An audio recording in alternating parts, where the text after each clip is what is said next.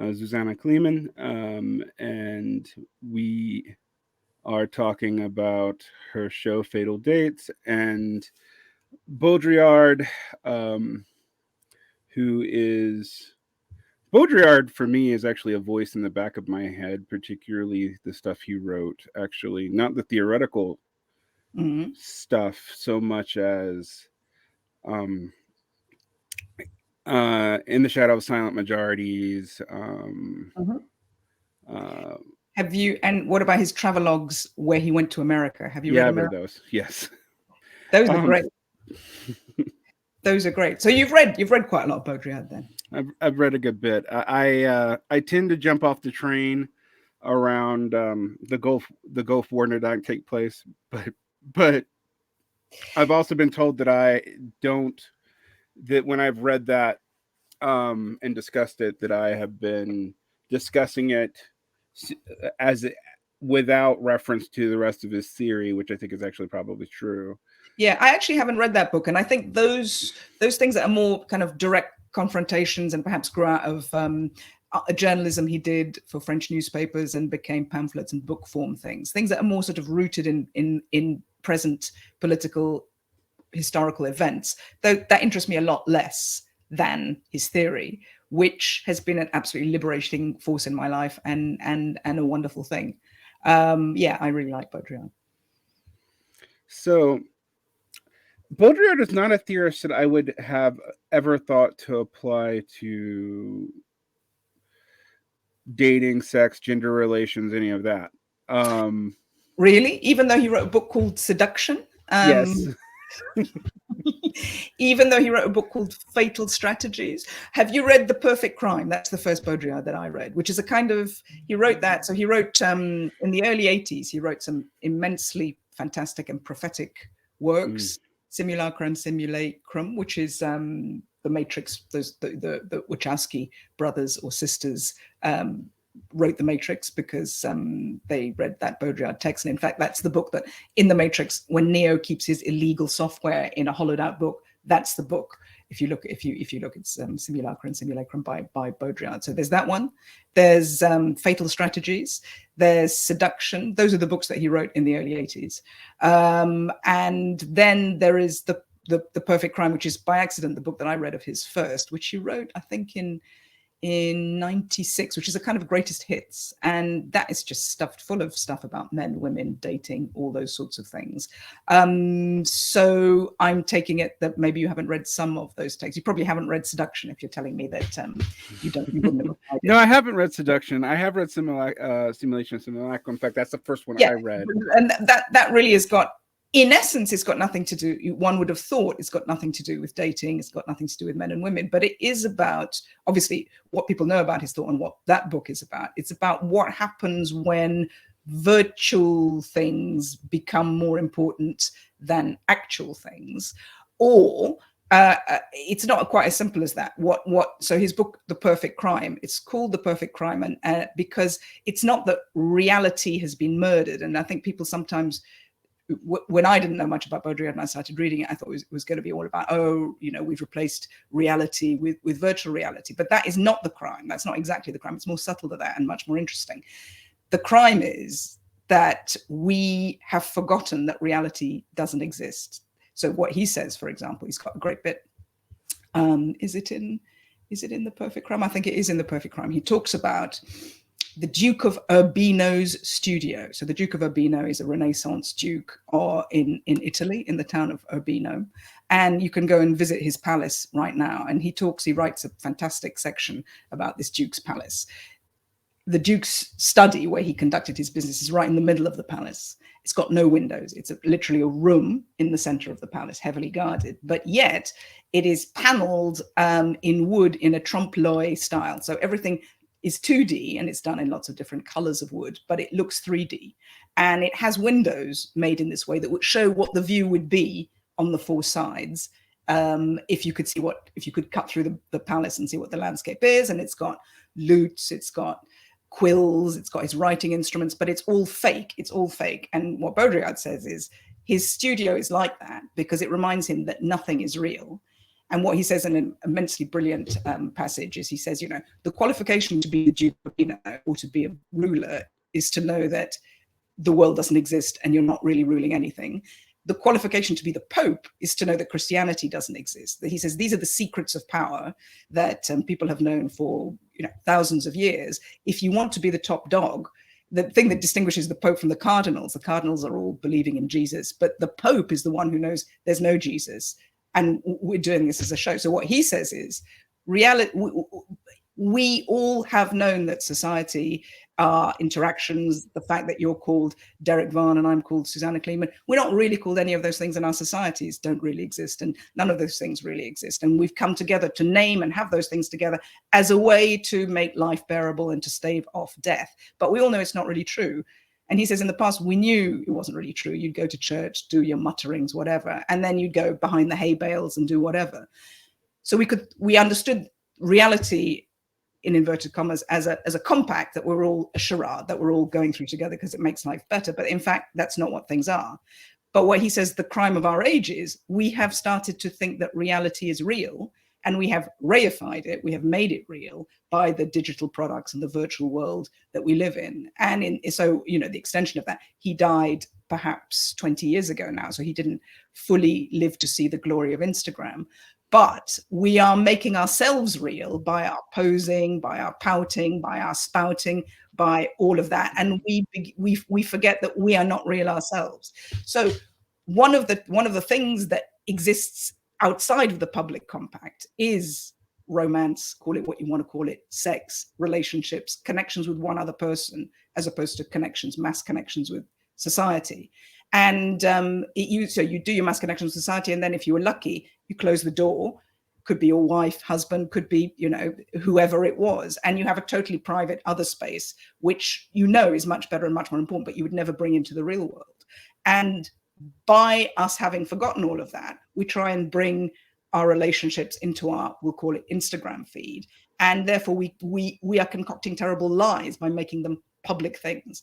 So for him, personal connection with one other human being in the form of sex, dating, whatever you want to call it, is a radical space that is being eroded and replaced with the smeared over 100% of the time, 24/7 public life that we all live in that is horrifying. So that's why he's interested in dating, because it is a fatal strategy. His book, Fatal Strategy, is a lot of his books are forensic examinations of what we're doing wrong. But his book, Fatal Strategies, is a fantastic book because it's a practical manual of, given that situation, what can you do? And so, to connect with other people offline, secretly, that is a fatal strategy, because it's something that upturns the 24/7 lights on all the time world that digital technology and our process of liberation, enlightenment has concocted for us.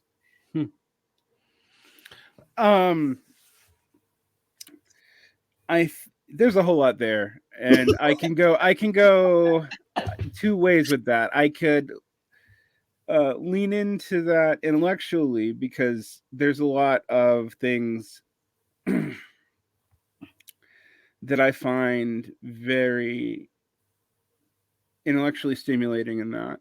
But I'm actually not as interested in doing that in this moment, because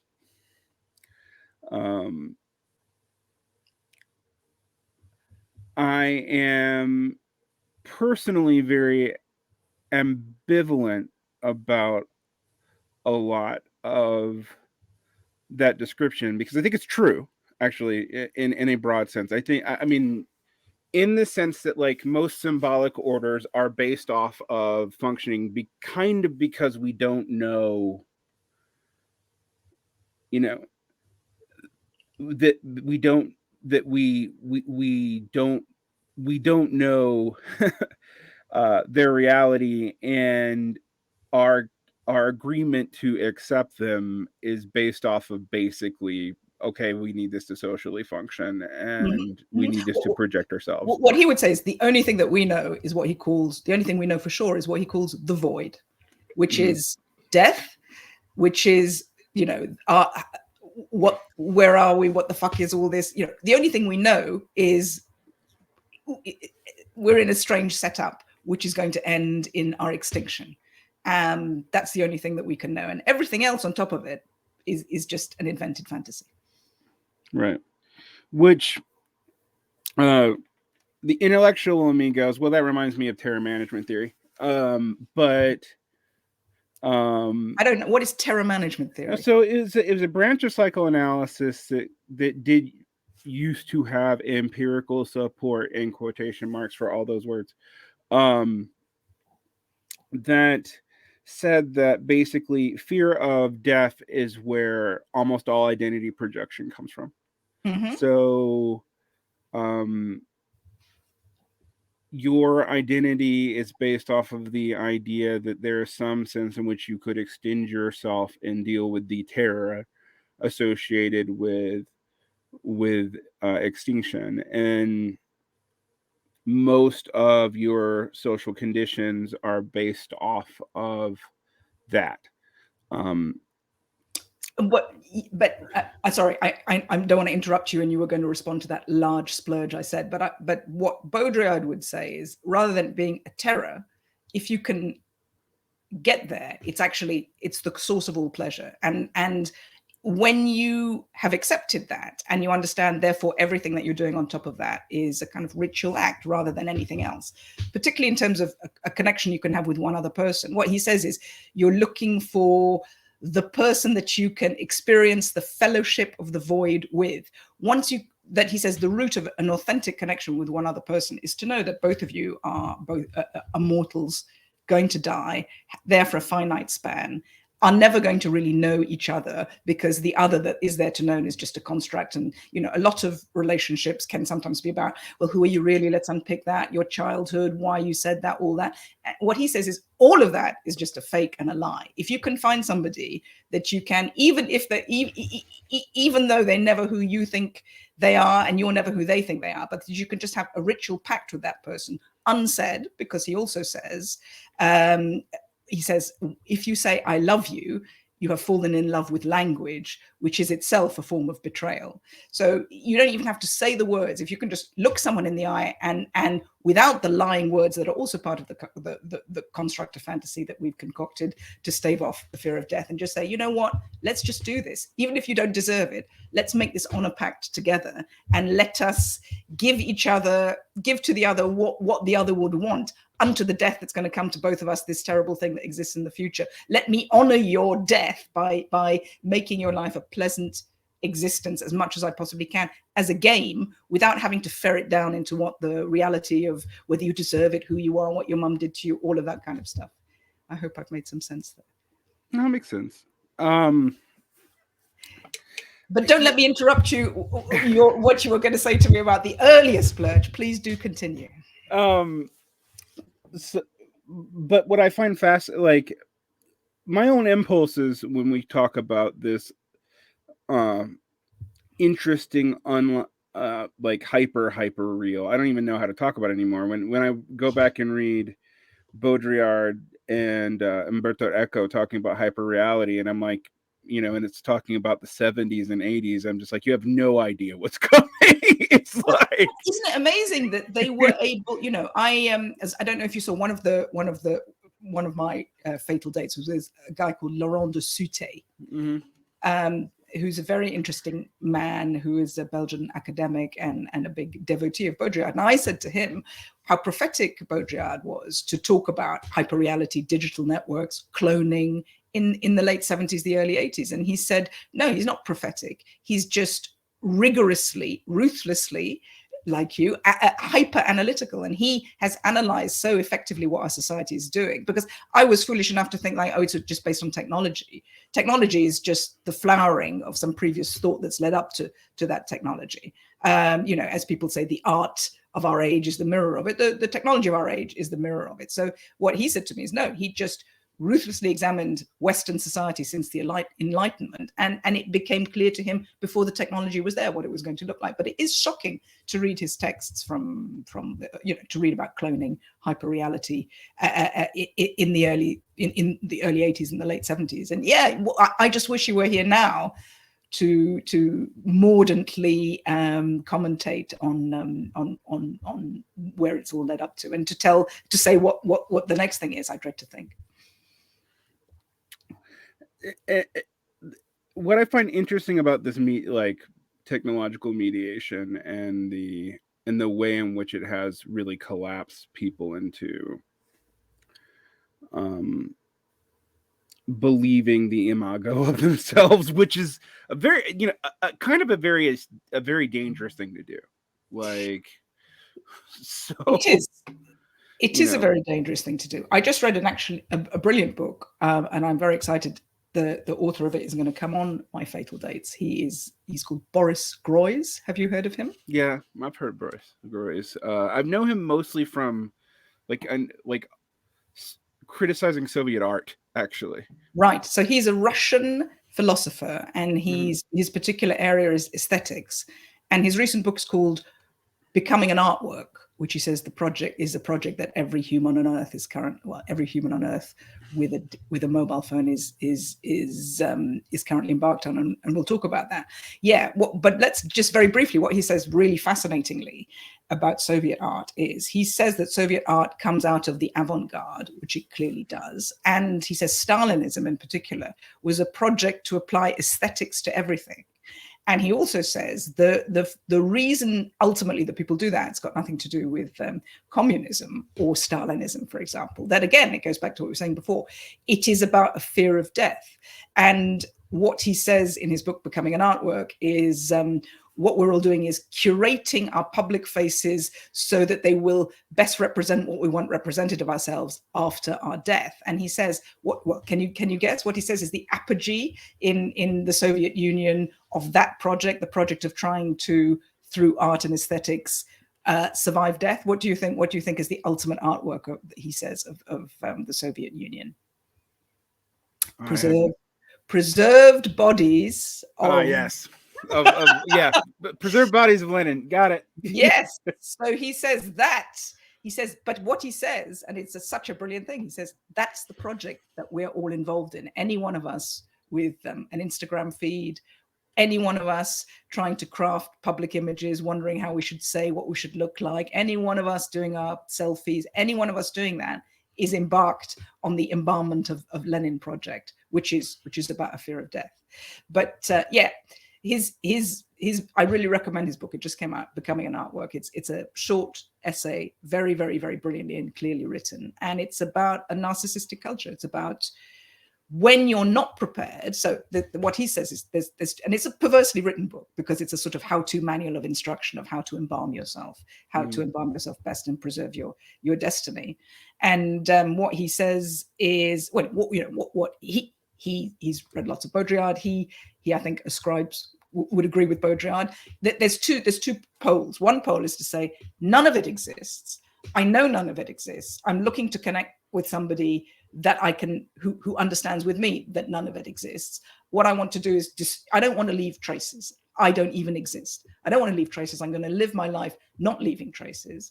And then the other part, the other extreme is I'm going to craft my digital identity so much so that I'm going to get facial surgery to match the Instagram filters that I put on myself. I'm going to have weird eyebrows and walk around the street looking strange, but I'll look good under the cameras. And I want my feed to be color coded, beautifully coordinated, and my feed will survive me and my public image will survive me. So those are the two poles that we're at. Obviously, well, not obviously at all, but for me, I prefer the first pole. But yet, and it's been interesting for me as part of my project, Fatal Dates. I've set up my Instagram feeds for it, and I used to eschew social media never whatsoever. And do you know, Derick, I found myself pouting and doing pretty photos of myself and putting them up on my feeds and enjoying the likes I get from them. So I'm turning myself into an artwork while discussing the evils of turning yourself into an artwork. So there you go. Yeah, I find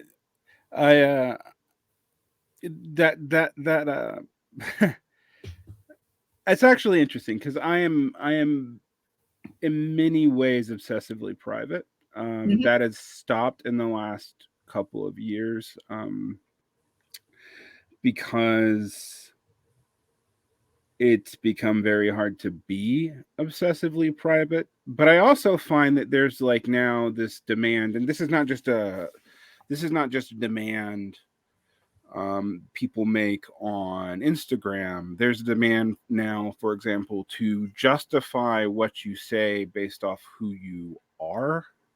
So you have these experiential recounting sessions, and for years I resisted that in the way I discussed politics, and then recently I've capitulated to it, and I now kind of, I don't regret it, but I am deeply ambivalent about it, because every time I'm asked to retell those stories, I'm like, one, just the way memory works, I'm making shit up. Like, yes, I'm telling you everything I honestly think, but you're asking me to narrativize myself. Narrativizing myself is always, always, always going to be a post hoc construction. Yeah, No. absolutely. I mean, our culture could be called a screenshotting culture. You know, we're supposed to be consistent.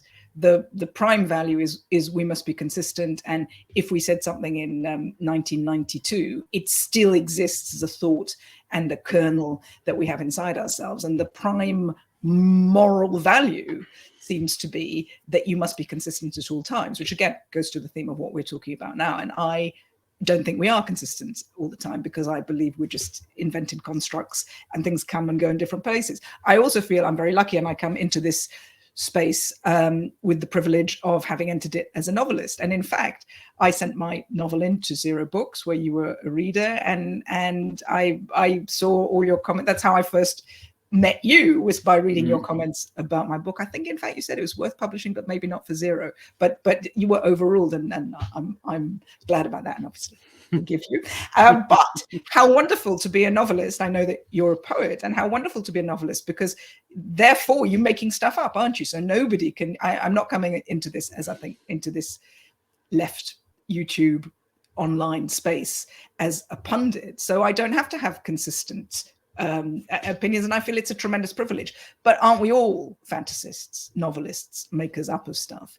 And isn't it much more fun to be that way? And isn't it, in fact, you know, as we know, the secret about novels, stories, is they are true by being false? And isn't that the way that, if we could expand that discourse, that's a much more useful and interesting one? The stopping people in their tracks because they've just contradicted with something they said last year is such an incredibly dull, narrow-minded point of view. And wouldn't all of this space be a whole lot better if we could say, yes, I've changed my mind, I don't think that anymore, and for there to be not the hobgoblins coming after you, not letting you go because of that, because it just stops any discourse in its tracks.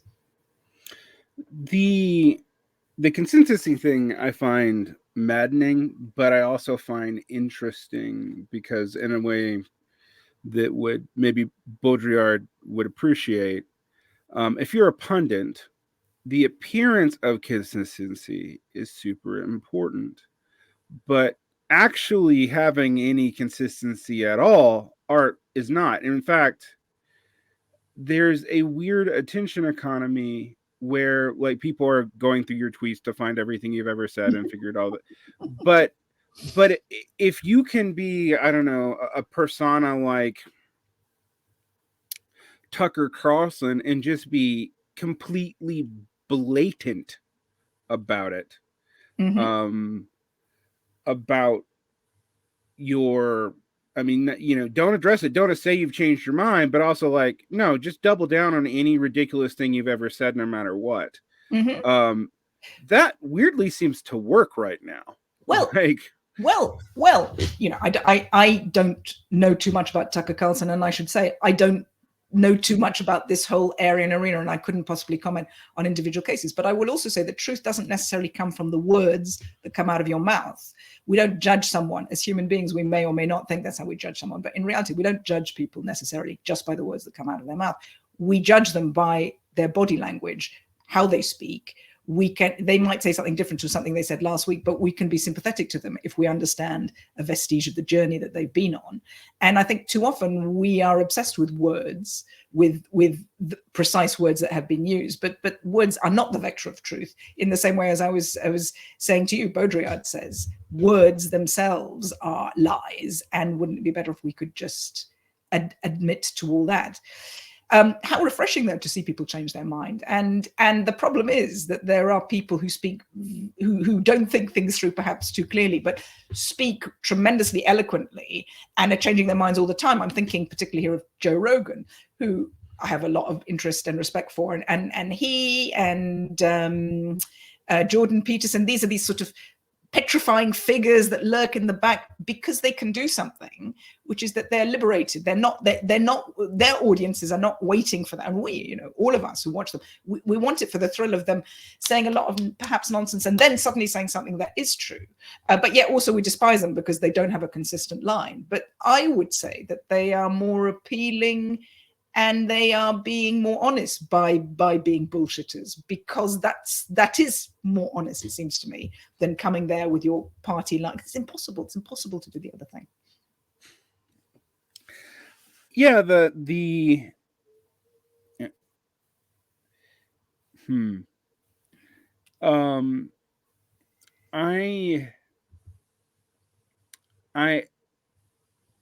it's funny, I find this really hard to talk about. Why do you find this hard to talk about? That's actually probably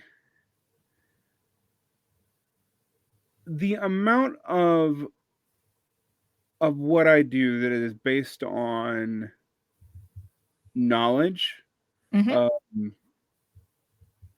being hyper analytical, which that's like the way I think, is deeply based on being consistent in the moment. But I also completely agree with you that if like you meet someone who says they have a consistent line over the course of 15 years, they're either lying or an idiot. Like there really isn't any way about that I could dissuade people of. And I think there's also, you know, I listen to Jordan Peterson sometimes, and actually now that he's more consistently a conservative, I find him boring.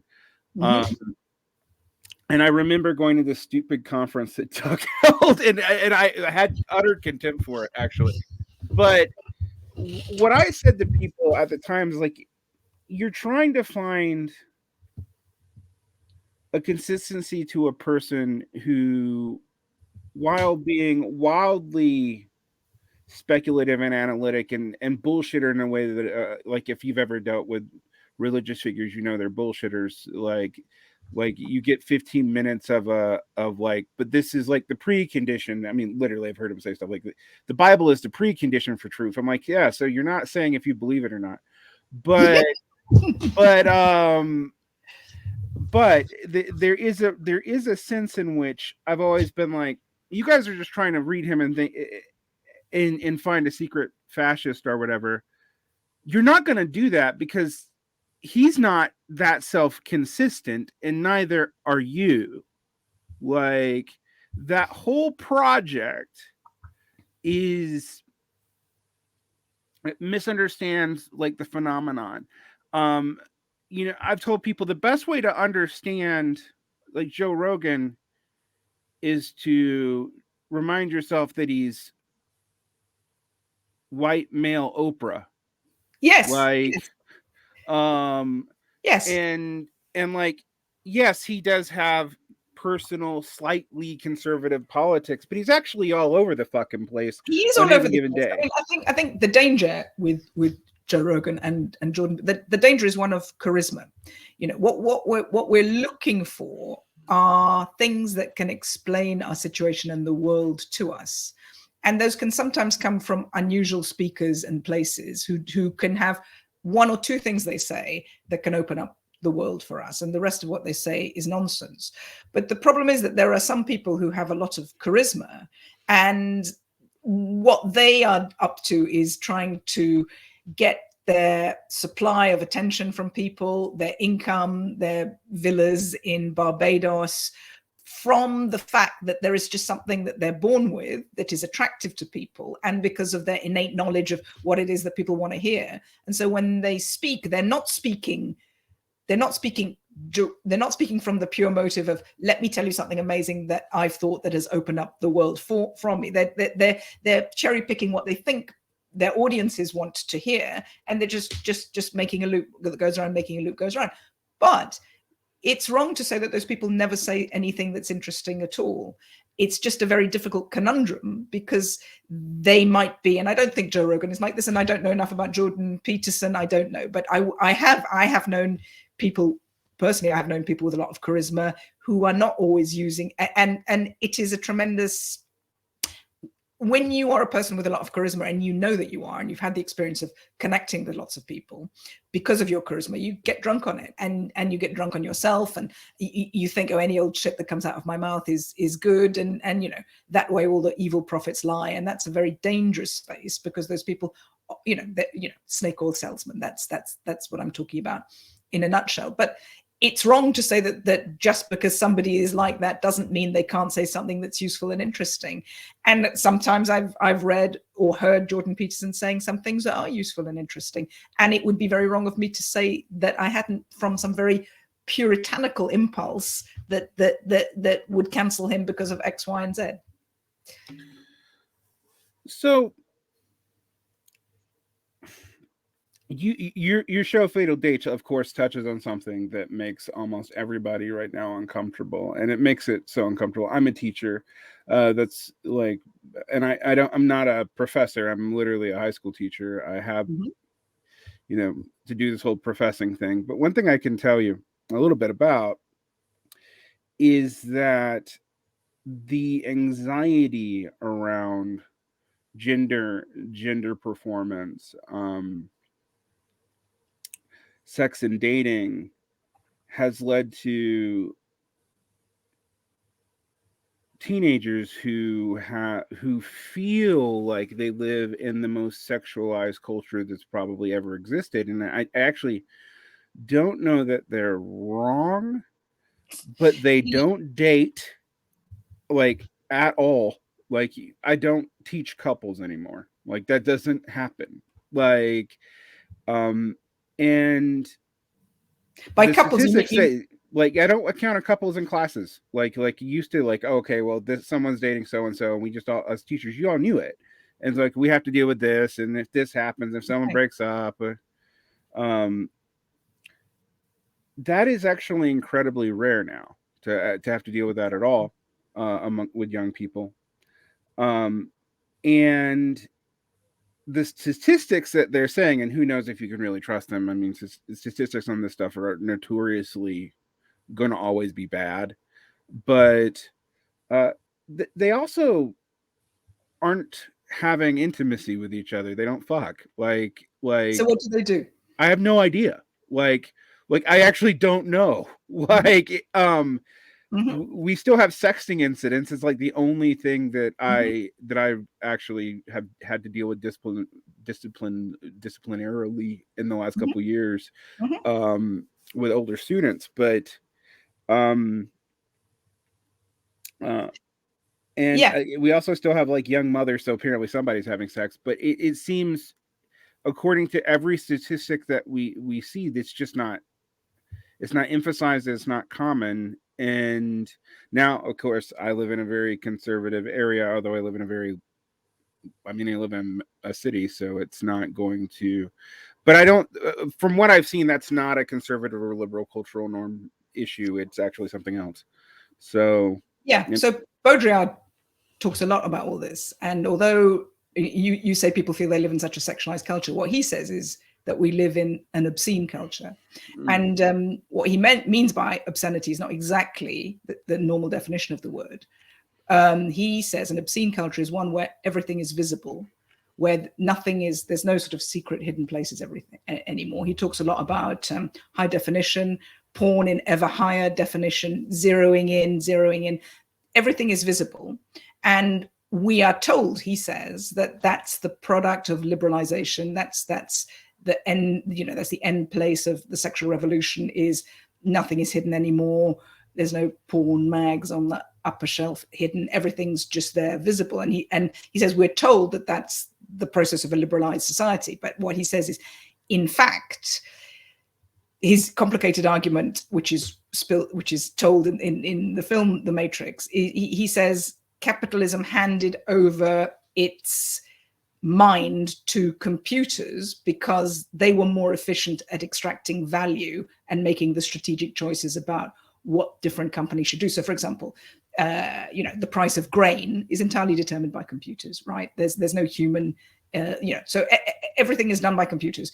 The computers make the choices. What computers have learned and can see is that sex stuff is a good carrot that will carry us through and make us do things when we see pretty pictures, especially if we're what used to be called men.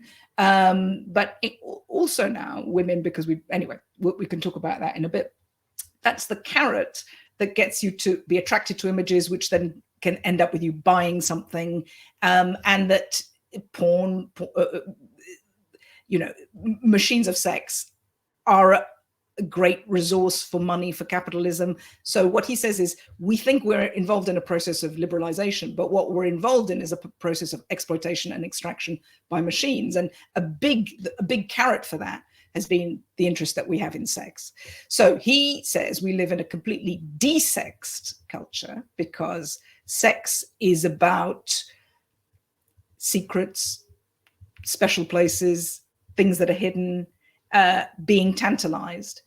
And when you see everything in your face, it reduces what would become is bored. He says, in fact, sex and sex attraction is a very small thing. And if you hold it up to the light of day, it will all disintegrate. And what's been happening is it has been held up to the light of day. And when you can see everything all the time, and also when so many people are available to you all the time through, for example, online dating, it just, you hold it up to the light. It's like sort of granny's lace that was kept in the chest for 1,000 years. When you lift it up, or the papyrus, when you lift it up to the light, it just disintegrates. It doesn't exist. We're all bored with it. It's so banal. So he would say our culture is obscene. We're all bored with sex. And also we're all petrified of it. And also the other thing that he would say is, it used to be that it was rare to even have a mirror, let alone a camera. We didn't really know who we were, what we looked like. And part of the function of having a close, intimate relationship with somebody else is we would come to understand ourselves seen through their eyes. But these days, we don't need somebody else to refract back to us who we are. These days, our love object is our own face, our camera. Again, back to Boris Gorys becoming an artwork. The project isn't about making a beautiful life and connection with somebody else. It's about making a beautiful life and connection for ourselves with ourselves. And we can spend all the time we want narcissistically looking in our new mirrors, which are our phones, and tweaking, determining. The love relationship we have is with ourselves. And what we're all embarked on is a psychoanalytical project of, who am I really? What do I need to overcome? What's my particular victimhood? Where am I in this? How can me be the best me that I should be before I die, as our destiny, as the main thing that we're interested in? And that doesn't leave much room for somebody else. Yeah, sure, you need to have sex with people from time to time, but we all know that that's a very disposable thing. And we all have come to know that people are not magical. There isn't some soulmate out there for us. You've got a body, it's a bit more attractive than this other body. You'll do for tonight or for the next year, but actually I could swap you out pretty easily for somebody else. That's how I would, with the help of my mansplained Baudrillard, come at it with. So yeah, my project is because I am very interested in connections, in dating sort of connections, for whatever reasons that I'm not going to go into, but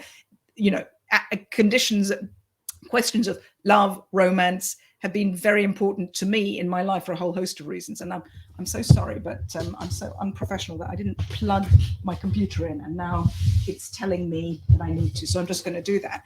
So the reason that I have this show is because throughout my life, I always fetishized that these sorts of relationships and connections would be the thing that I was were the most important things in life. Hold on one second. Really sorry about this.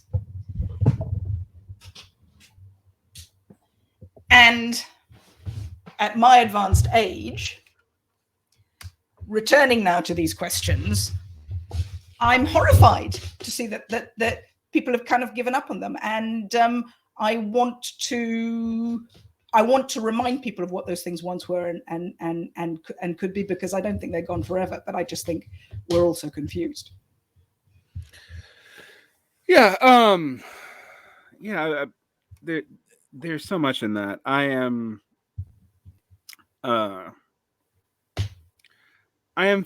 40 years old, but I've also almost been dead more than once. How come?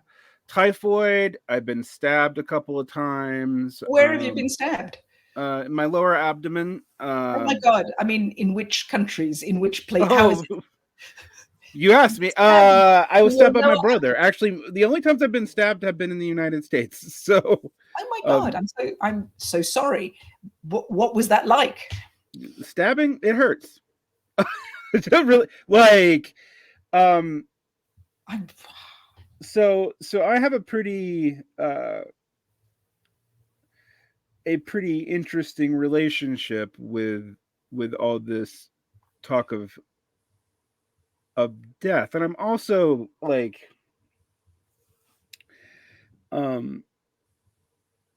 so it's people have been working at, and one of the most frustrating things that I have found about being a media pundit who literally generally does not even talk about sexual relations at all.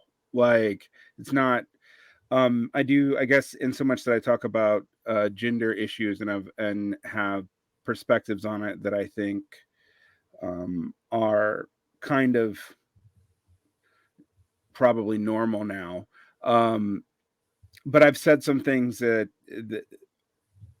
about dating and sexual identity I think makes a lot of people uncomfortable. People are always fishing for it's dangerous stuff, isn't it? Yeah, all that talk is dangerous stuff. That's why Baudrillard's interested in it. That's why that kind of stuff is part of an arsenal of intellectual weapons that he calls fatal strategies, that he is interested in investigating, because that's the stuff that makes us. It's hard, in some ways, in many topics, one knows what the party line is, but everyone is petrified to talk about these things. And that is because these things actually matter. It always interests me, theory about sex, because in many other places of theory, you can purely be theoretical. But when you're talking about sex and human connection, you're actually talking about your body. And if you are someone who used to be called a man, your body can very easily say exactly what you're doing, thinking, and feeling. And so that, when you talk about sex, for many reasons, it's very dangerous. But one of the reasons is because you can't sort of lie, if you see what I mean, because your body might let you down, because your body will not lie if you're attracted to somebody. And that makes it an absolutely fascinating, interesting area for me. This is the place where theory, now theories actually hit some reality. So some tangible reality that we can all see. So that's interesting. I think it's important. I just want to say what Baudrillard says about men and women. So he talks about men and women, but he says he absolutely does. He hedges his bets. He first of all says he's absolutely not mapping it onto male body parts and to female body parts. And in fact, what he's actually talking about is objects and subjects. And in fact, what he's actually talking about is he says at one point, I define female as absence of desire. And I absolutely understand what he's saying about that, and it's quite a complicated construction. So one thing he says is that a mistake that we can sometimes make in terms of traditional feminism, women's emancipation, is to imagine that women going to see male strippers is the apogee of egalitarian relations between the sexes. So the reason the Matrix is called the Matrix is because what he says, the violence that's done in our societies to try and make everybody similarly different. So the sort of the place that we've come to is, you're a man living in Utah who's a left-wing pundit. I'm a woman living in London who's a novelist who stumbled into this space. You're a bit blue, I'm a bit pink, but we are similar, we are different, but look, our differences are the same sized. And therefore, if you're going to follow that, what he says is it used to be that men could go to strip clubs and see pretty ladies and admire their bodies. But now the Emancipatory Project has allowed women to go to male strip bars and see hunky men taking off their shirts. And what he says is that's not what female sexuality is about. It's a totally different sort of sexuality. And it is the sexuality of what would be called an object. And again, he says it's not necessarily that you've got the female body part that fits you in there, but he says that there is the one who does and the one who enjoys being done. And the one who does has the desire and is therefore ridiculous, has the erection, metaphorical or physical, wants the thing. And the thing, and that we've always, in our Western society, we think people who are the subject, people who have the desire, people who go for it, people who are the lady bosses, whatever you want to call it, that's the right place and where you should be. And he says what we've totally forgotten is the supreme power belongs to the object, belongs to the one who doesn't have such a vulgar thing as desire, the one who can play with the desire, yes or no, the one who is the desired thing. If you are the desired thing, then you get to choose whether you're going to let the one who desires fulfill their desire or not. And if you want, you can just play with it. You can play with it for as long as you want. And the more you play with it, the more the desire is inflamed, the more power, if power is what you're into, you have, the more control you have over the situation, even though it would appear to be other. So on the one hand, he says that what he means by male and female is people who desire and people who laugh at desire. And he says, well, he doesn't say this, but actually what I think is, if you look at someone like RuPaul, for example, that's a very interesting analysis to apply to someone like RuPaul, because RuPaul, the whole act of RuPaul is an act of desirelessness.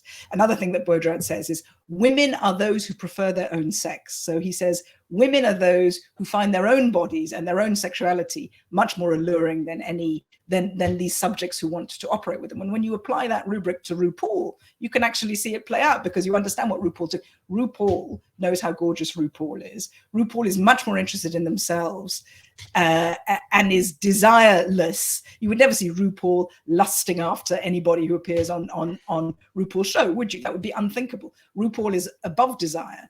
And so that is what he means. But then on the other hand, sometimes he doesn't say that. Sometimes he says male bodies and female bodies are entirely mapped onto, a male body, a man has an erection. It is clear when the man has come, not always, of course, but generally speaking it is. But women's sex organs are much more mysterious. It's much more ambiguous what's happening there. You have to do a lot more. It's not so clear when a woman is aroused as it is for when a man's aroused. And so, although he tries to keep the party line of that it's not on the bodies and it's about how you think about it, in fact, he would sometimes say that it is on the bodies too. Anyway.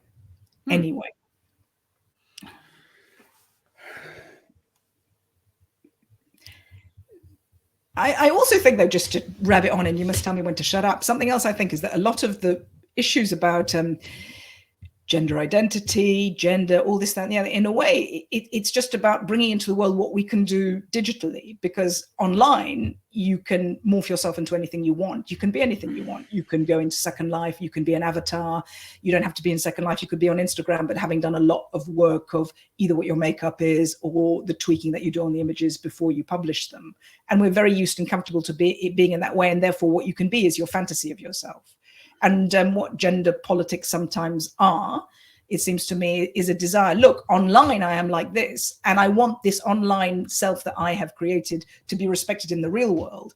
And therefore, I'm going to retrospectively try to construct the real world as something that reflects back what is my prime place, which is online.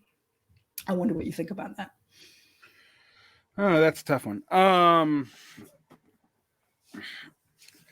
I find that I am just of the age gap to find the way we talk about gender in almost any direction to be utterly alienating.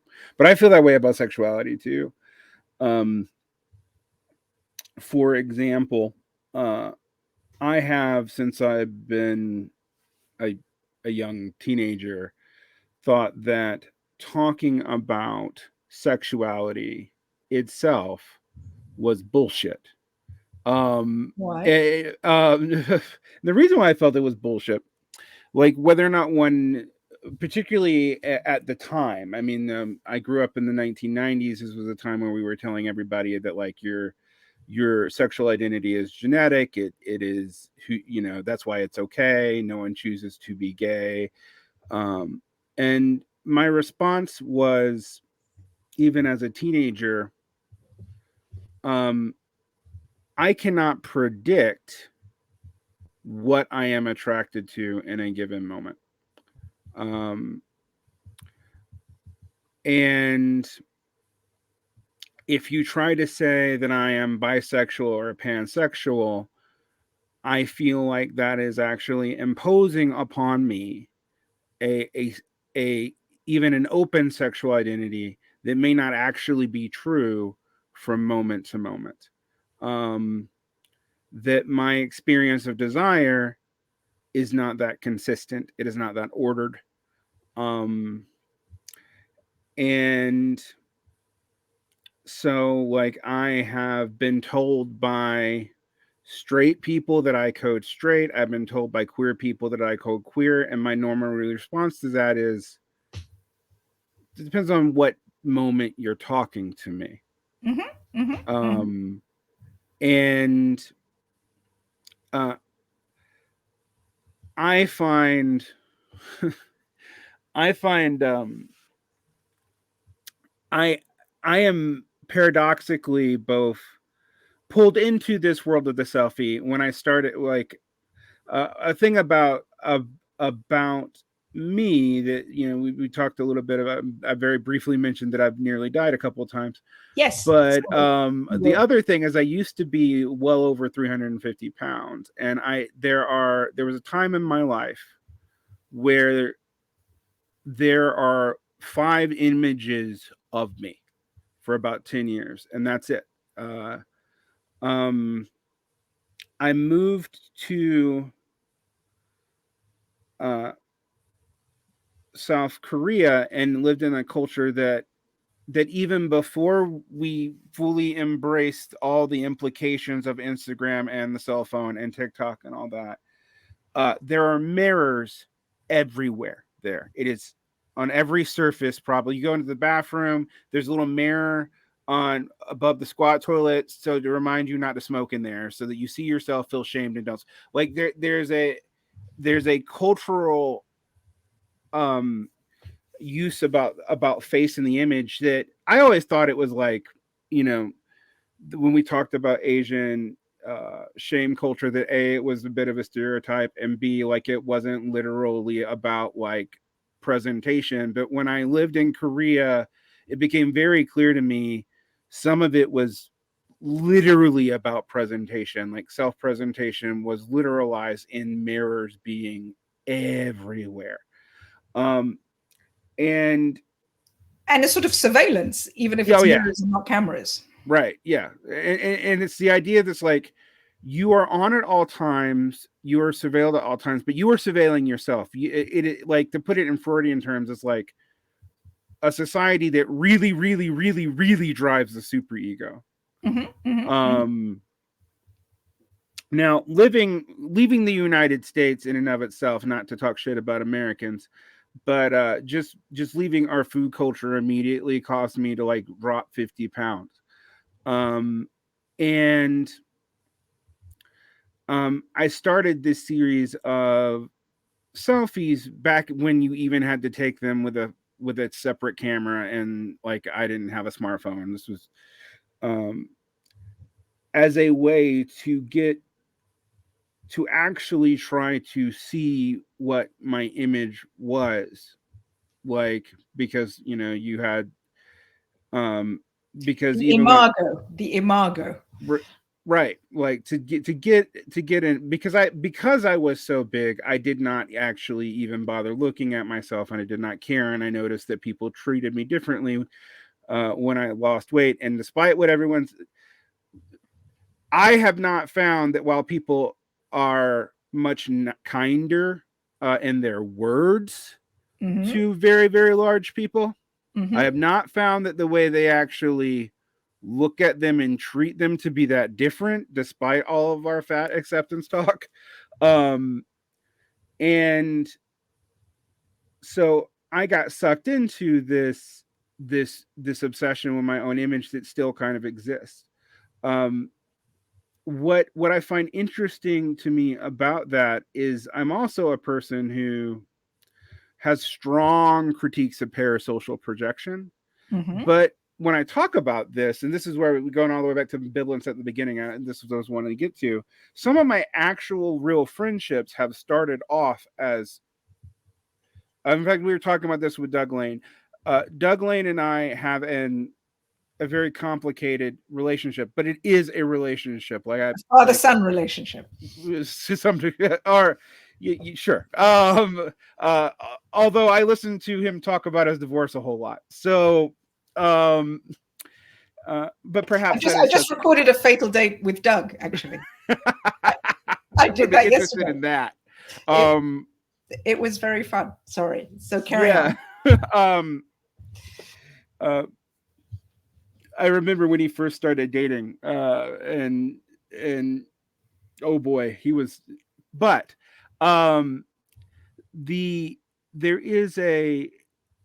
there's a way in which, like, the line between parasocial and social, or real intimate and imago intimate, seems very blurred right now. And the COVID situation probably accelerated that, but it's like when I've talked to people about a lot of the other quote social issues that we're having right now, none of this started with social media. None of this started with COVID. What those things have done is accelerated it and probably depersonalized it even more, as you said. Like, the computers are reacting to what we do; they're feeding us back. What I feel so much is everything just tells us there's just one space. It happens to be a space that you and I are talking in now. But there's just one space. It's always semi-public. It's online. It can be recorded. It's always there. There's one reality. There's one world. We live in one space, and the whole realm of sex attraction to somebody, you know, I've said this many times. There was a reason why it's called once stepping out with somebody, because it was about stepping out of the world. But it's a fantasy, but we tell ourselves there's no place to step out of. This is it. And we all have quite, I obviously there are many bad things in the world. Of course there are. But sometimes the very feeling of things are so awful is yet another trap. It would be, given the way that things are, given how we can see so much more of the world than we could before, it would be morally wrong for us to be able to say, yes, but never mind, I've got a hot date now, or I've got some other interest. Things are so terrible that we should stay locked into this one situation. Whereas, to go back to the very beginning, what we were talking about, there isn't just one situation. And if we think there is and we sit in it, it's a trap. And it's a trap that will, in the end, suck everything out of us. Our creativity, our sex lives, because all those things happen elsewhere. And it's okay, even if things are dreadful, to say, yes, and now I park it and I go into another space. It really is all right. That if you don't do that, you're wasting your life. I totally feel that. I would also say that it's also an illusion to think that we have any control over these things. I think even despite all of these things, despite everything that we've said, our fears, locked into ourselves, COVID, blah, blah, blah, when you see someone you really fancy, you still really fancy them. You do still really fancy them. You may not be able to call it that to yourself, and it may cause fear in you, but you come up against your body. You desire somebody. And although it's a frightening feeling, it's also a fantastic feeling, wouldn't you say? Yeah. So the politicization of sexuality has always been one of these things that I have been torn about. And torn, not in the sense that I'm just intellectually torn, like very, very emotionally torn. Like, in some ways, I view intimate relationships as primary. They're I've taken care of people who have had, chronic and severe illnesses. I've been a caregiver in these. I've done a lot of these kinds of things, and I remember we were talking about family abolition or something, and I said to someone, on one hand, like, I completely agree with what you mean. In some order, there's a legal thing that we call a family. It has always been a legal construct since we've had it. It binds people in ways that are sometimes highly unhealthy and very exploitative. And while it's super exploitative, the women and part of the patriarchy, and blah blah blah. I say blah blah blah because I also think in a lot of these exploitation relationships that it's exploitative in all directions. As a person who's like have two very amicable divorces, I've always said, like, look, divorce is, like, even a good divorce is terrible because there is no way in the dissolving of that kind of relationship, what has been formalized, for you to actually be fair. That that's not possible. It's not a possible thing. Legalese and maths to human feelings. Right. Yeah. It's not possible. And so on one hand, yeah, I'm with you. On the other hand, if you were to tell me that I'm going to live in a barracks and not have any intimacy like that, and yes, we all have free love, but like everything's public and all caregiving is handled by the state, I'm going to tell you to go fuck yourself. Yeah. Like, so. But doesn't it go back to what I was saying before, which is a family is a consensual fantasy. It's a better consensual fantasy than the state being your family, because it's more one-to-one. You have a deeper connection, but nevertheless, it still doesn't exist. But it's a much better way of going.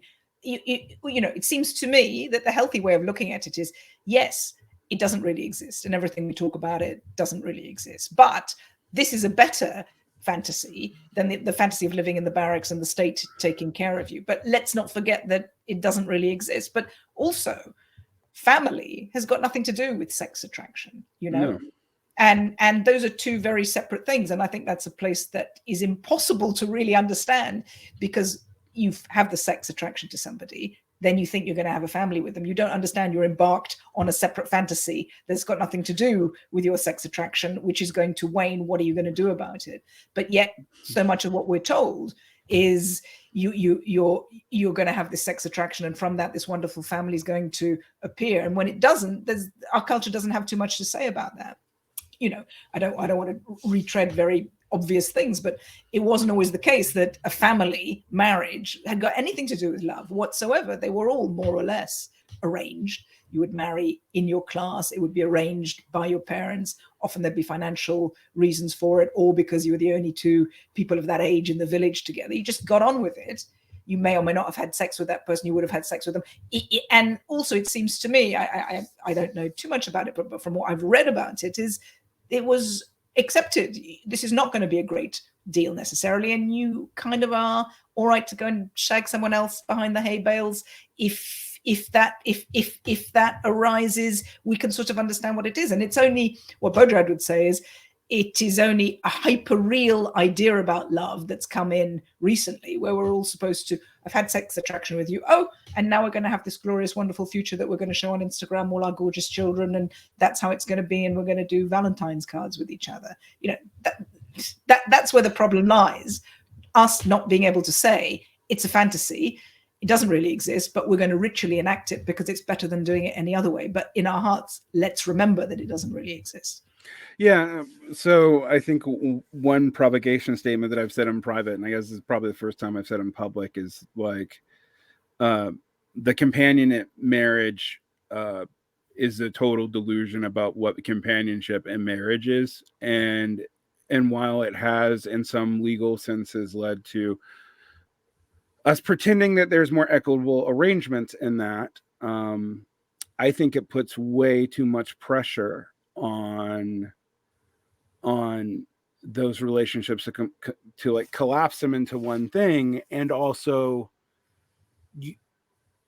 particularly when you open it up to the public, I can tell you for now, I like count when I think a couple that has been successful, and actually regardless of their sexuality, even when they're about to break up, is right before I start seeing all the pretty, I mean, right after I start seeing all the pretty Instagram posts. I mean, it's just inevitable. Of course it is. Of course it is. Once it's become public, another way that people have put that is to say all romance ends after marriage. To an extent, marriage, the very ceremony of marriage, the very act of marriage, is the same thing as the pretty pictures on Instagram. It's because you make it public. And in a way, what some theorists like Baudrillard, other people might say, is that the official making relationships official, which used to be in a religious marriage ceremony, and now are by putting your relationship on social media, advertising it, showing the pictures, mentioning it, that's society's revenge on this otherwise very radical force that operates against society, which is about two people's insatiable sex need for each other, private times, laughing at the world together, shutting everything else off. Oh, we don't want too much of that because that's going to undermine what we want to do. So let's bring all that into the public sphere and destroy it. Well, it does a pretty good job of destroying it. Yeah, it does a pretty good job of destroying it. But it does it. We do it to ourselves because we don't think too much about it, and because we are just fantasists, no matter what we like to say about ourselves, who want to buy a bit of that fantasy for ourselves because we think that's the way it's gonna. That's how other people do it, and that's what's going to make us happy. Yeah, when we say it, we should be very clear and say we. But yeah, that's actually something I've talked to people about. I'm like, a lot of people think that social media causes the social problems that social media exposes. And I've always been like, well, it's a technology. Yes, it does manipulate you. Yes, there's a dopamine algorithm. Yes. But the thing is, the computer did it because you wanted it. Like in some ways, you want the negative interaction. In some ways, that's why you're addicted to it. In some ways, you want any interaction at all, right?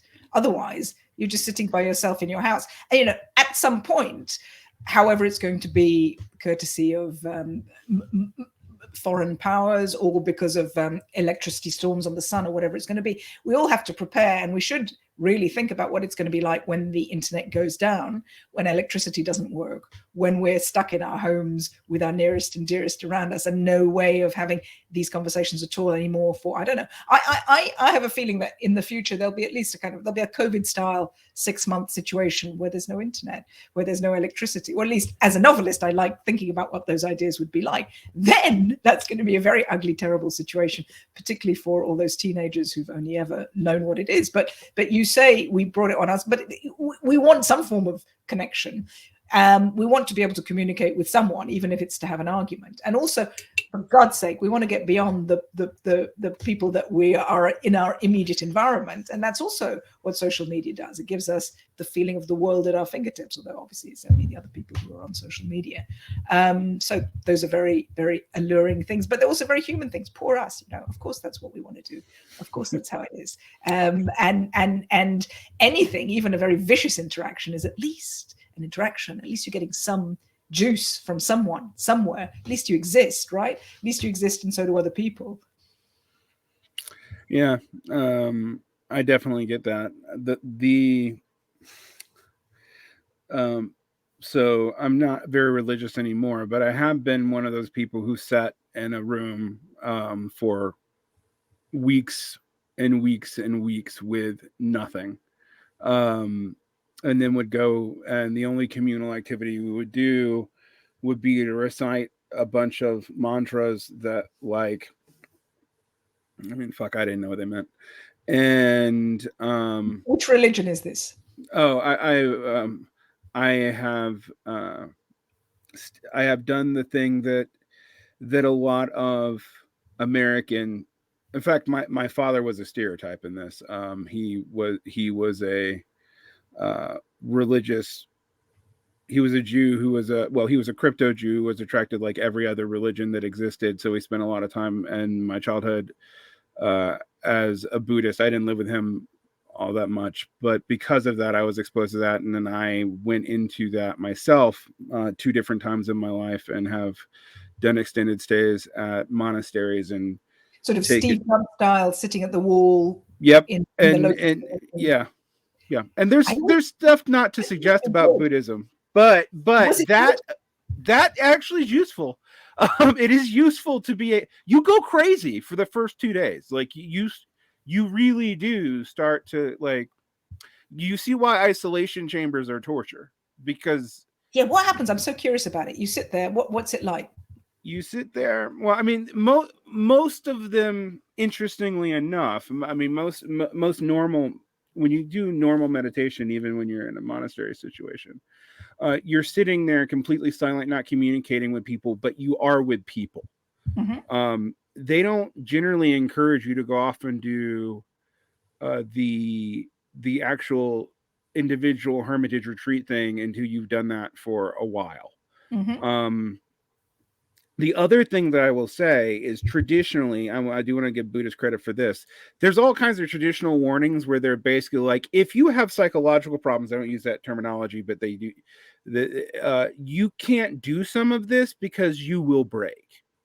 It's more written in stuff about karmic stuff, but it's like, if you are in certain states of mourning or what we would call depression, you absolutely cannot do this kind of meditation because you are going to lose your mind. Mm-hmm. But yeah, the first 2 days when you're in a self retreat like that, your mind is on fire, and all you want to do is get out of that room. The second 2 days, you're just waiting for in the mornings you can go get you one meal and do all the weird mantras and prostrations just so you can move. Because the other thing you're not doing, I mean, you're sitting in one place, it hurts. Like, sitting for that long, even with good posture, is painful. Mm-hmm. And then you actually start using the pain to focus on other elements of yourself, and the purpose of this, I mean, the religious purpose is explicitly stated, is to remove your sense of self. Like, it is for you to realize that your sense of self really is a construction. It is not inherently real. It's a form that you impose upon yourself. So when I read Baudrillard, actually, with that kind of background, interestingly enough, it immediately seemed true to me, because I'd had all this non-self training already. Because the idea is like, you're alive, you're an aggregate of stuff. That aggregate, I mean, in Buddhist thought, that aggregate's going to exist past you, but you, as you exist right now, will generally exist once, and that's it. Like, yes, there's an afterlife, blah blah blah blah blah, and that. But what they mean by afterlife, though, you're not you. Like, in fact, you can't even really talk about it, because to talk about it in terms of yourself is to misstate what it is. Now, I think Baudrillard would have no truck with that part of it, but still. To talk again about Boris Gorys, I really say to you, you should read his book, Becoming an Artwork, because he says something that's going to blow your mind, Derick. Are you prepared for your mind to be blown? Sure. Okay. Well, stand by. You're about to have your mind blown. So he talks about. So his book, Becoming an Artwork, is about our narcissistic culture. And he takes the figure of Jesus on the cross. And he says, when Jesus was on the cross, what Jesus did is something that in, I think it's Greek. Yeah, it's Greek. And Old Testament scholars call it, New Testament scholars call it kenosis. Kenosis is when you empty yourself. So he says, Jesus on the cross, for studiers of the New Testament, what Jesus does is he instead of saying it's really bad being on this cross, he just utterly accepts the situation that he's in, drains himself of all pain, of everything. He becomes simply a figure on the cross. He becomes an artwork. He becomes a symbol by the action of draining himself, of doing what is called kenosis. He drains himself, and he drains himself. And what Boris Gorys says about our culture is that we are all involved these days in kenosis, but we're doing it for not reasons of high spirituality, but we're doing it because what we want to do is clear out. So it's almost it's a perverse deep reading of Baudrillard, for example. It's like, okay, let's get rid of all this stuff. I don't want to be, a depressed, overweight housewife. That's not who I want to be. I want to empty myself out. I want to become just a body like Jesus on the cross, but I don't want to do it for profound spiritual reasons. I want to do it so that I can look good on the Instagram feed. Forget my past, forget who I am, forget my sexuality, forget everything. What I want to focus on is my face, my body, my image, my becoming an artwork. And I want to sort of, in a really awful capitalistic way, do this denial of the self. And that's what we're all doing as we pose and we take our selfies. We're all saying, look simply at my body, look simply at my outward. I don't want any of the inward stuff to count or matter in any way whatsoever. I just want you to take me at face value, at pure face value. And I strip everything else. The only thing that's important is my face, my body, my public image that I'm demonstrating to you on my feeds. Is your mind blown? Yeah, it's a little bit blown. That is. I now definitely was actually just looking at where I could get that book. It's good. It's written absolutely brilliantly, and he's coming on my show. Can you imagine how excited I am? He's a 75-year-old, very distinguished, aesthetic philosopher. I'm really excited. Really, really, really honored. I'm really glad that it's happening. Yes. So what we're all involved in is the work it took you. And by no means am I eliding you and Jesus together, but the spiritual work of emptying yourself out that used to be something that people wouldn't necessarily want to do and you would only do as a seer. What it seems to me, having read Boris Gorys, is we're all doing that. We're all doing that wholesale now. We're all like, oh, yes, yeah, stuff all that stuff that used to matter. Oh, yeah, fuck all that stuff. Let's just be a body. Let's just be a body. Let's just be, Jesus on the cross. And like I've said to you, I've had a very recently interesting journey from doing my show. Like you, I hated social media. Like you, I've also come to understand that as somebody who is a writer, it's not going to work out for me. Plan A was sitting in my turret, having a lot of secretaries and the important people from my publishers to deal with my public face, while I myself, you would never even know what I look like. Yet didn't really work out for me. So I've had to hustle like the rest of us. But now I've had to go an advanced level I did the first level of the hustle, which is, okay, I want to sell my novel. I'm going to have to have a Twitter feed. I'm not going to be putting any photo of myself there. Oh, I'm going to have to appear on Doug's YouTube channel. Oh my God, I'm not going to appear on a YouTube. Okay, if I'm going to appear on a YouTube channel, I'm going to be appearing there as Sephardi Jew intellectual with my hair and some baggy clothes. But in doing my show Fatal Dates, which is about me pursuing the strategy of the object, and me, instead of denying who I am, which is a woman who enjoys at times being objectified, I'll say it, got no problem with it, and deciding to play with that as my public image. And then reading that book at the time when I've just begun to do that, when I've begun to pose in my tight clothes, showing my tits, with my face, wearing makeup, which I never normally do, becoming an artwork. What is the truth or reality behind that is a very interesting topic, which I look forward to writing about, I must say.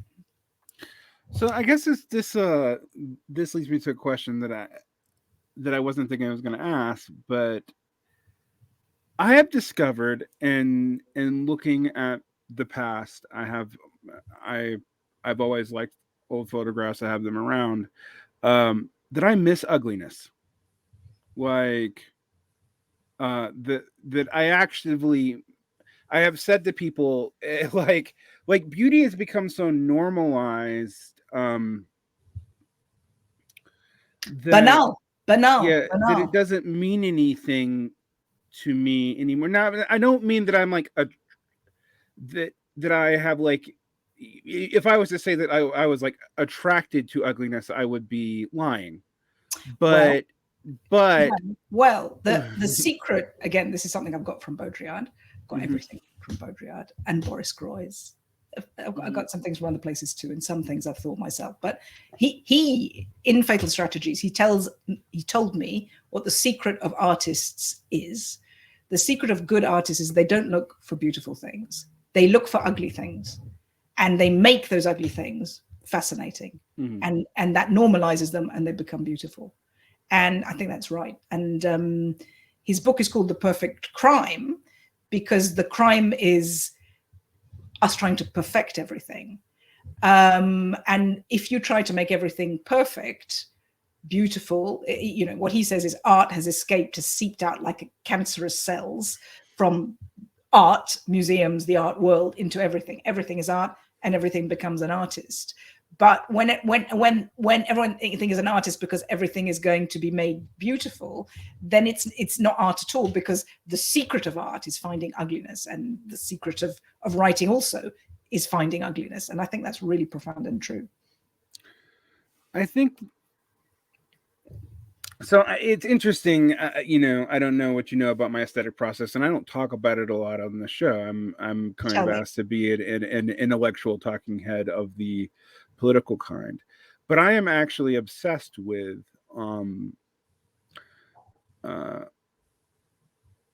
decay, trauma, and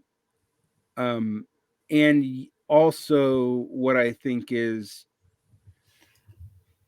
useful and beautiful about some of that stuff without romanticizing it. That's the hard thing to do, because the way to aestheticize that for most people is not to find the beauty in it, but to try to make it beautiful. And the important thing to remember about a lot of the topics that I write about is they are not. They are in some ways about things that are fundamentally maladaptive in people, and they are not about like seeing, like trying to make that something that it isn't.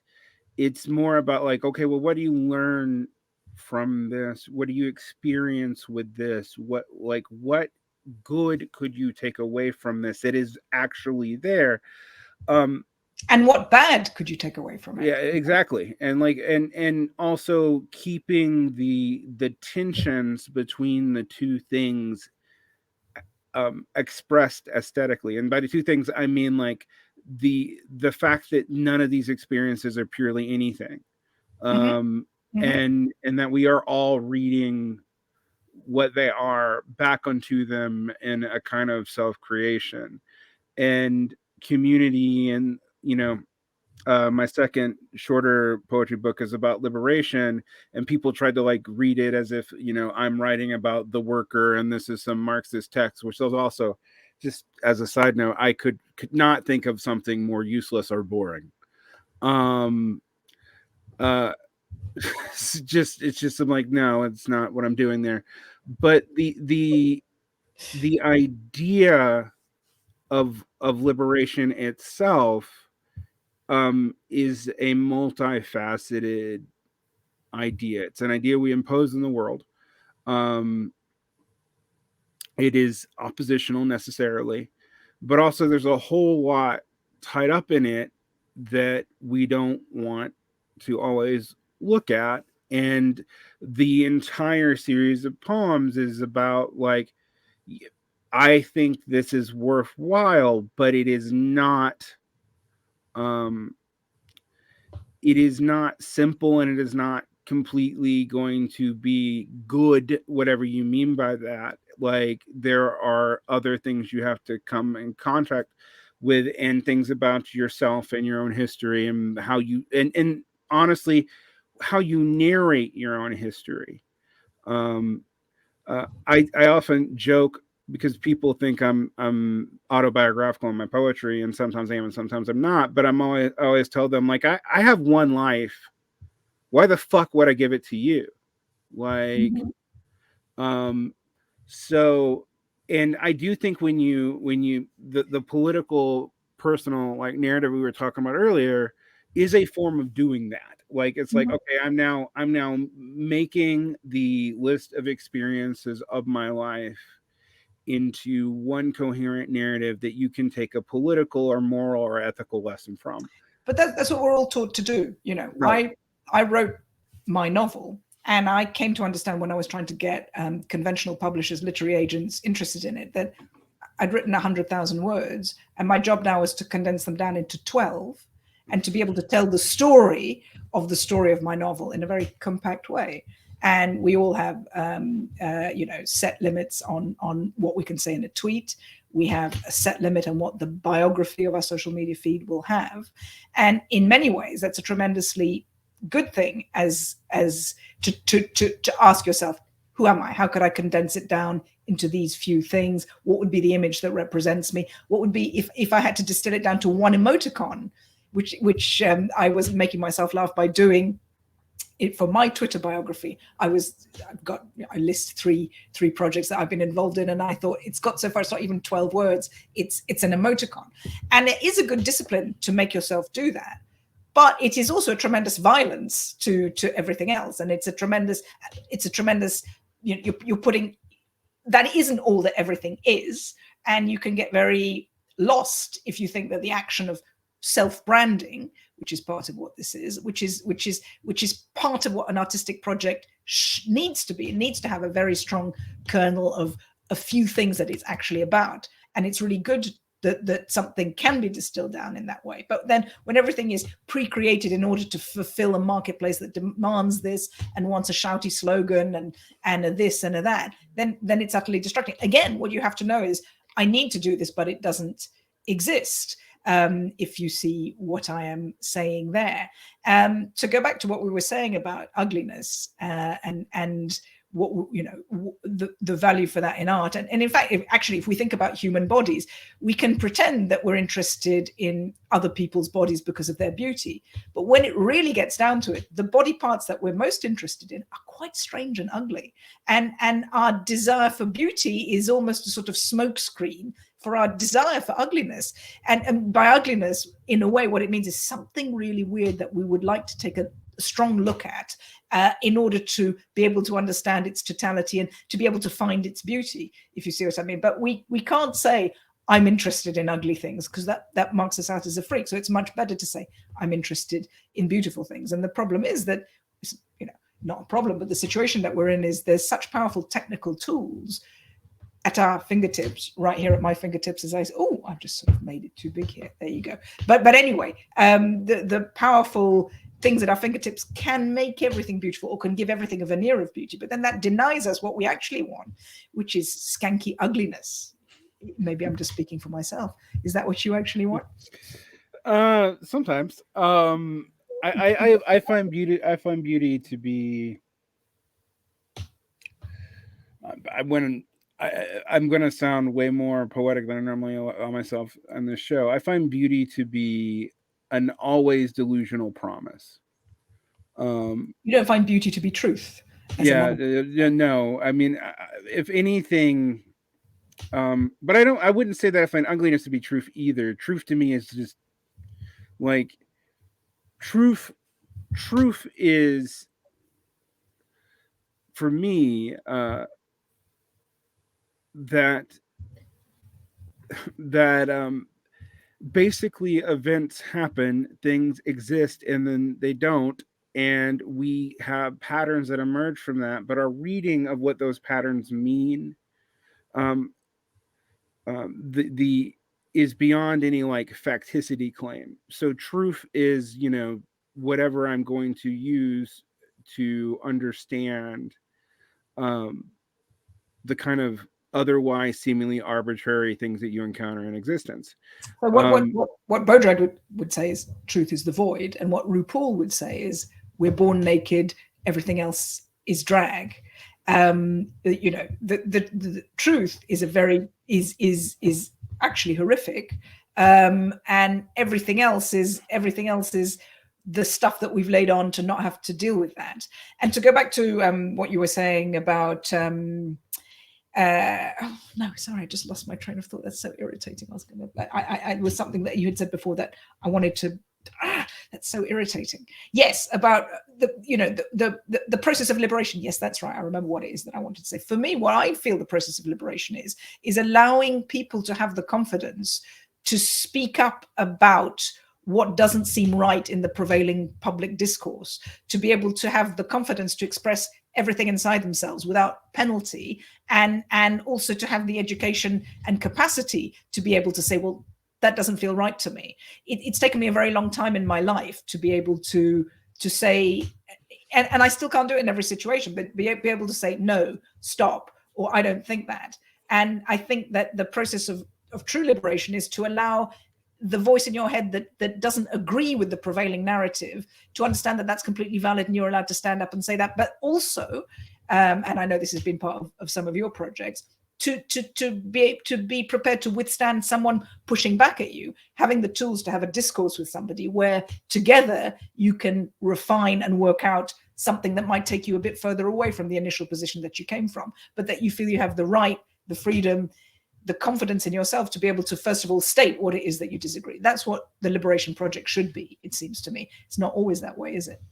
No, I mean, right now, we could talk about beauty culture, and the other thing we could talk about that I think runs through all of our political discourses is safety culture. And I find safety culture to be, well, I got a lot of shit actually once for saying that I think safety is always a lie. It's just like, I'm there with you. Let us both take the heat. Let us both. You know what? Let's blame it on Baudrillard, who says we must be suspicious of everything that wants to help us.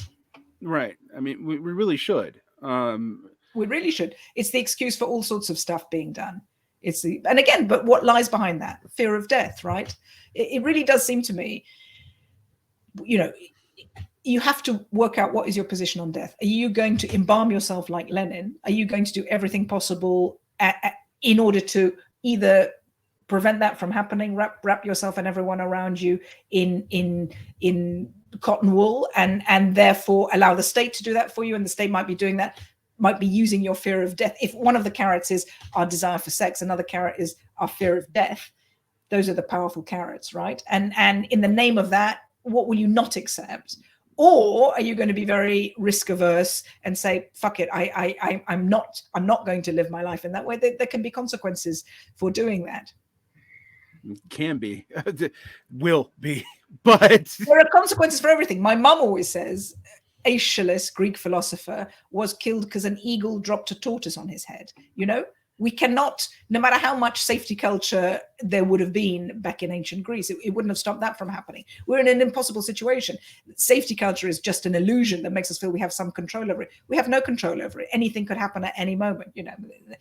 I can be electrocuted by all these devices I'm connected to as I speak to you. Anything can happen at any moment. It's a petrifying thought, but that's our reality. Yeah, I have talked about that. In fact, I've talked a lot about like conservatizing, and people thought I mean when I say conservatizing, they think I mean politically conservative, which it roughly like is analogous to sometimes, but those terms are all way more meaningless than we think they are. I just ask, when you say people think, what do you mean by that? The comments you get after. No, when I say people think, what that is I'm like, what I hear people saying in the general discourse, and I interpret to mean they seem to be saying this. I am assuming, because I have no reason not to, that this is part of what they think. But you're talking about people who say that in response to comments that you've made on. Yeah. Our comments that other people made similar to it, like the like just in general, the focus on safety.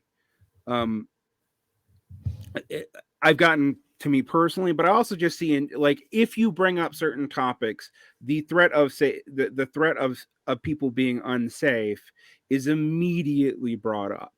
Okay. And okay, of course. But the real question is, and do you care?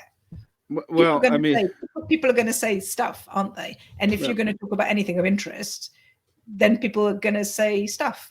And does that? I actually personally don't care, but I know that like this but I understand that you want to be sure that you've expressed yourself clearly. What matters is that you didn't say something ambiguous that someone's misinterpreted. Although people are always going to misinterpret everything. Yeah, that's okay too. If they feel like it. The compunction is to express yourself clearly, as I don't need to tell you. I know that's correct. That's the right thing, and to give people the tools to do it. If you've expressed yourselves clearly, then it doesn't matter what people think or say, does it?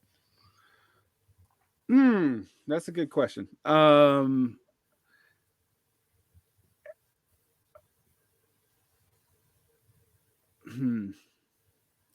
I think the question that doesn't matter to some degree.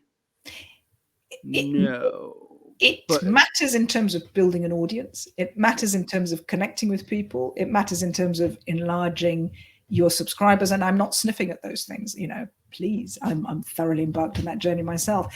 Any tips you can give me? I've just started my own YouTube channel. I've got 2 subscribers and one of them is me. So, whatever, I can't, but so that's not to be, but one is doing that, one hopes, and one should be doing it because one has got an authentic burning thing that one wants to say, or several burning things that one wants to say. And if they are truly good, profound, universal things that matter to people, if your reason for wanting to say to them is true, then you're going to have some people who disagree with you. But by saying them clearly, you will attract many more people to hear them, surely. I think that's true. I mean, one thing I will think is, one thing I have come to recently is that you can't educate people that you don't respect, which is not something that seems obvious, but the reason why you can't educate people that you don't respect is like you're never going to challenge them at all. And I really have a problem like in general education culture, and I think both our countries now, this is not a popular idea, but the respect is what gives someone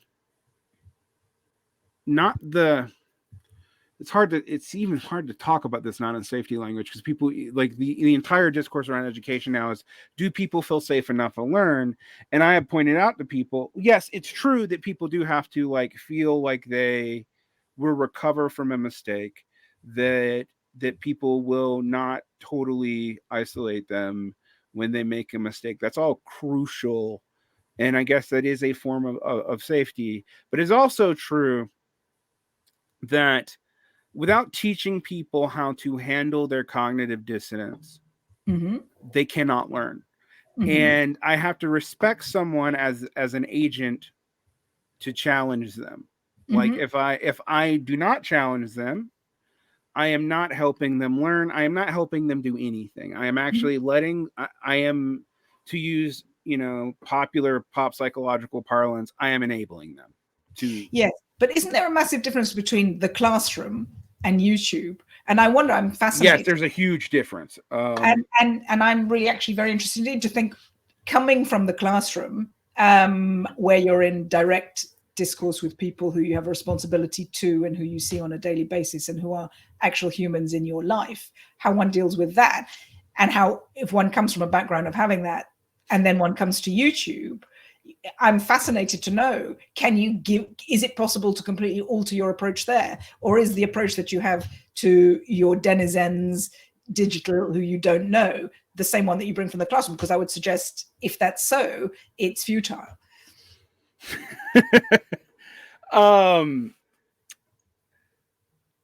I think if I thought that I was teaching by anything like what you do in a classroom on YouTube, I would be a moron. And you say that, but my impression, and I should say, I haven't followed you exhaustively and comprehensively by any means whatsoever, but you sort of are reminding me of a kind of Ronin or some kind of a sort of a roaming samurai leader wandering, or someone in the deserts, or someone might be on top of a pillar somewhere for 17 years, especially now that I know that you've sat there in the monasteries. You're kind of a prophet monk without a tribe, wandering around, giving lessons freely in whichever village you end up in. Is that fair?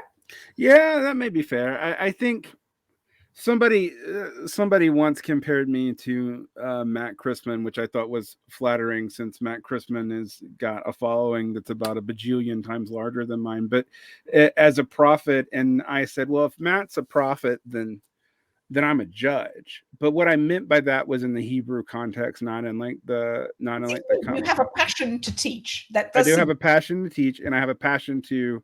And you have a passion to teach uncomfortable truths, and you have a passion to give people the tools to examine their own life. Right.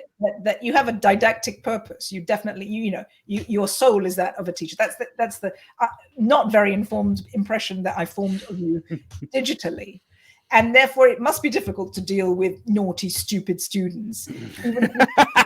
Yes, I mean, I am notoriously impatient, and actually, interestingly, I don't have that reputation as a classroom teacher. I would also say to you, this is the artwork that you're building for yourself, and sometimes it almost verges in the comments you've just said to me, and sometimes on things I've read in your social media. The impression you almost talk about yourself in the third person. You know what I mean? Oh yeah, because this is completely created. I told you actually, I'll bring up conversation. You asked me what you should call me. Should you call me Derick or Varn? And I said it depends on who you are. Varn is a construct. Yeah. Like everything about Varn is a knowing construct. And then one of the things that I worry about with social media, and I've been worrying about this since before Twitter existed. I've been worrying about this since I first encountered LiveJournal in college. Mm-hmm. Was the tendency that you had in creating a persona to eventually believe it. Mm-hmm. And I now, like you, see that people don't realize that they're constructing a persona. I think, to me, this was like perfectly clear. I was watching people freak out about something on Twitter. What was it? It was this young woman who went on 3 dates, each an hour. She talked about how she hated men. She was clearly a little inebriated, and what I found interesting about it was, like, we've clearly encouraged people to base their personal interactions on imagos of themselves that they've learned from other places, and they've learned largely from pop culture. And then we punish them when they get a little bit, when it becomes too obvious. Because, like, nothing this woman did is immoral or unethical. It's a shitty way to live your life. But don't we all live our life in that way? But yeah, but like in human compassion, right? It's the shittiness of the current moment. But it was always that way. We could just see it more clearly. We can see strangers acting out, and also strangers acting themselves, and in a way. I mean, I want to say a few things about what you just said there. You said to me that Varn is a construct, but based on everything we've said in this discussion, Derick is also a construct. So is Derick. It's all a construct. In my life, I've had the privilege of watching someone who was once close to me become someone very well known. And that was an absolutely amazing experience, because I learned some incredibly powerful, very esoteric lessons from it, which are useful to me to this day. And the main thing that I learned in that is, to become a celebrity is a vast process of simplification. The way, a celebrity is someone who, by 1, 2, 3 things, that person is known by, for example, their mustache, or a particular way they raise their eyebrow, or a certain attitude that they have. That the secrets of becoming a celebrity are about reducing yourself, your look, your message, your essence down to 2 or 3 things. That's what it is. In that process, you can destroy other aspects of your life entirely, because a lot of the interaction, the actual authentic whatever, the actual pleasure interaction we have with people cannot be stripped, is about understanding how very complicated everything is. But in terms of communicating the message of yourself to strangers through screens, the secret of it is to condense yourself down to 2 or 3 things. In our age, we've all become celebrities, some more micro than others, but everybody with an Instagram feed is a potential celebrity. And the lesson that we all have learned, either consciously or unconsciously, is to simplify ourselves, to reduce ourselves down to 2 or 3 things. the complexity and problem that we have is, John Updike says, fame is a mask that eats at your face. I think he wrote that in the 80s. We've all become famous, or we've all become potentially famous, and therefore we're all constructing masks, and they're all eating at our faces. And the terrible challenge, which is almost impossible, is to say, okay, in order for me to get on in this world, I have to establish my brand. The way to do that is by simplifying everything down to 2 or 3 things, which are often what the mirror tells me, but more often than not, they're what other people respond to when I do something. So it's not even what authentically comes from myself, but it's what gets the most likes. When I do a video about X, it gets the most likes. So I'm going to do more videos about X. So I'm going to become X. And so it's not even authentically from ourselves. And then to start to believe I am X, but you're not X. Again, you know, the theme, if we're going to have a theme about what this conversation that we're having seems to be, is you must do the thing, but you must remember that it is a lie. It's a very hard thing to do, especially when you're building a followship that wants you to be doing that the whole time. I mean, even the way to counter that is still doing it. One of the things that I've pointed out is sometimes, you know, I have a very fuck you approach to a lot of life, and there have been times where, like, I've deliberately done videos on things that I knew were not going to get liked, and doubled down on that. But what I find interesting about that, when I really think about it, it's like the people, you know, I always talk to. Doug Lane and I had a conversation about this years ago. I was like, I'm never going to be part of the anti-woke crowd or the woke crowd. I don't even like the term. And the reason why is the moment I posit in one way or another, I am defining myself in relation to that term. But so if I try to do things that aren't liked, which is weird, but every now and then I do. I mean, personally, I do it too. I am still defining myself in the interest of my audience, if only to spite them. But Like, it seems to me that the liberating good way through all of this is to be an artist. The liberating good through all of this is to be a poet, a novelist, and also. So again, Doug appears often in this conversation. Thank you, Doug. When I was beginning to do my Fatal Dates, he said to me, it is performance art, you know, and what a wonderful get out clause that is. But I absolutely feel it when I'm doing my Fatal Dates and I'm appearing.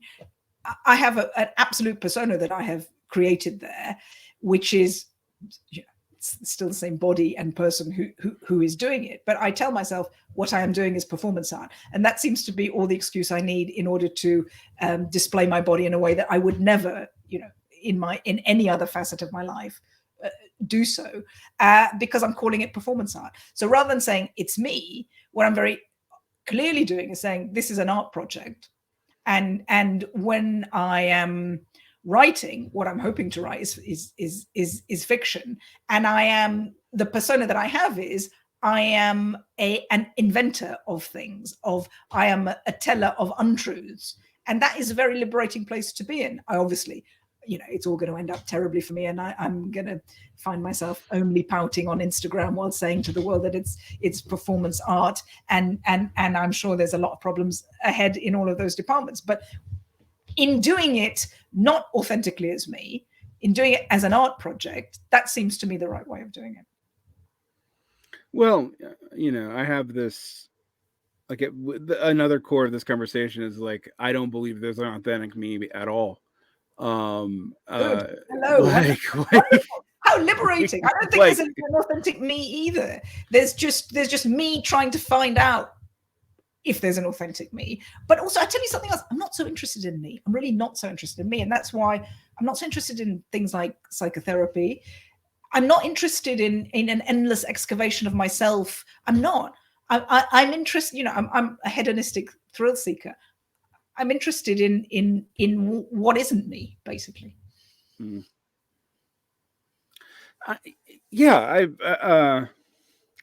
So I mean, we could talk a little bit about, like, my obsession with Christopher Lasch, who is a very strange man in a lot of ways, and I know way too much about Doug has him. given me The Culture of Narcissism, and I haven't read it, so Yeah. I'm going to read it, and we should talk about it. Although I have to say, quite soon I'm going to have to go because I've got some duties. But tell me. No, it's not going to be long. The thesis that Lash runs with is that, how we understand ourselves is some way imparted on us by the limits of our personality, because our personality is formed not authentically, but through because that doesn't mean much, but through our interaction with the larger social world, and it gives us the ways we can and cannot express whatever we feel with. And it's a very old Hegelian point, but that they will encourage certain things to come out. So he thought that, like, the culture of American businesses and the way we organized worked encouraged putting everything in terms of the self, and it was a very narcissistic and a technically secondary character and secondary narcissism. And I've become really interested in the idea that the shift in our economy from Fordism and neoliberalism has moved us more into primary narcissism, which is where, like, the self isn't just minimal, which is the book you wrote after that, but non-existent.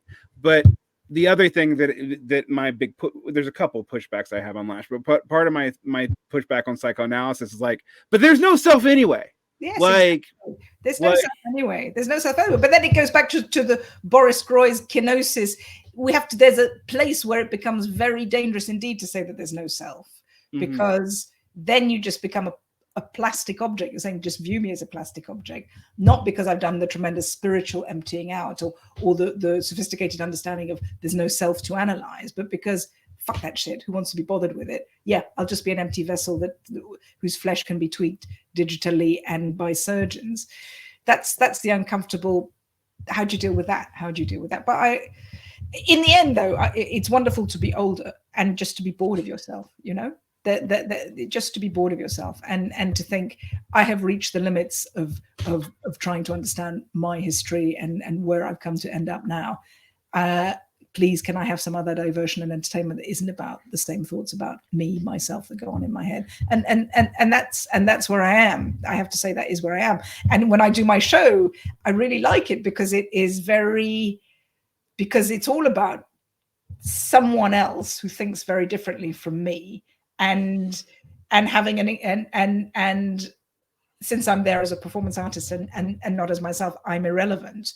Since I'm there mainly as a body, asking impertinent questions, it's very fun. It's very fun to absorb other people's point of views without having to refer it. But anyway, I feel it's a project that happened to me at this point in my life because I'm not so interested in myself anymore. Well, I'm going to let you go about your evening. Thank you so much for this conversation. It was very fun indeed. How nice to meet you. Thank you for having me on the show. Thank you. Have a good day.